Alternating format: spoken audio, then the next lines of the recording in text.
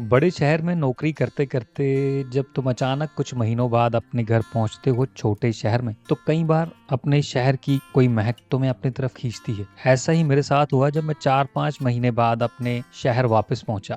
मैं गली से गुजर रहा था तो वो बहुत ही तीखी महक ने मुझे अपनी तरफ आकर्षित किया। ये वही महक थी जो बचपन में स्कूल से आने के बाद मुझे अपनी तरफ खींचती थी। बड़े हुए तो कॉलेज से घर लौटते हुए मुझे अपनी तरफ खींचती थी, और अब जब नौकरी करने शहर से बाहर चले गए हैं तो जब शहर में वापस आते हैं तो भी इस महक ने मुझे अपनी तरफ खींचा। ये महक मेरे शहर के एक फेमस हलवाई के समोसों की दुकान से आ रही थी। सच बताऊं, उस दिन मेरे नाक ने मेरी आंखों को पछाड़ दिया, क्योंकि मेरी आंखों को रास्ता मेरे नाक ने दिखाया। भागता हुआ मैं उस गली में पहुंचा और दूर से देखा समोसों की एक बहुत बड़ी सी परात भर कर रखी हुई थी, जिसपे अभी वो सफेद रंग के समोसे कच्चे एक दूसरे के साथ सटा कर रखे हुए थे।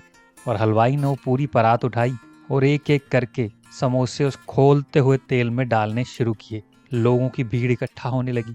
मेरे अंदर मेरे बचपन का वही बच्चा फिर से जागा। कहीं इन समोसों की गिनती इन लोगों की मांगों को पूरा करते हुए पूरी हो गई तो मैं तो यहाँ खड़ा देखता रह जाऊंगा। समोसों को एक लालायित बच्चे की तरह देखते हुए हलवाई ने मेरी तरफ देखा और बोला, अरे भैया, आप तो बचपन से आ रहे हैं ना यहाँ पर? तो मैंने मुस्कुरा कर जवाब दिया, हाँ हाँ। एक बात बताऊं, जो वो पुरानी दुकानों वाले भैया जब आपको बचपन में जो खदेड़ा करते थे, जब तुम्हारे कद काठी बढ़ने पर वो तुम्हें रिस्पेक्ट से बुलाते हैं ना, सच में इतनी अच्छी खुशी महसूस होती है ना कि जिंदगी में तुमने इसकी इज्जत कमा कर तो कुछ उखाड़ा ही है। बहरहाल समोसे खोलते तेल से बाहर निकाले गए, वो गोल्डन हो चुके थे। तो मैंने भैया को कहा कि 2 समोसे मुझे भी दे दीजिए।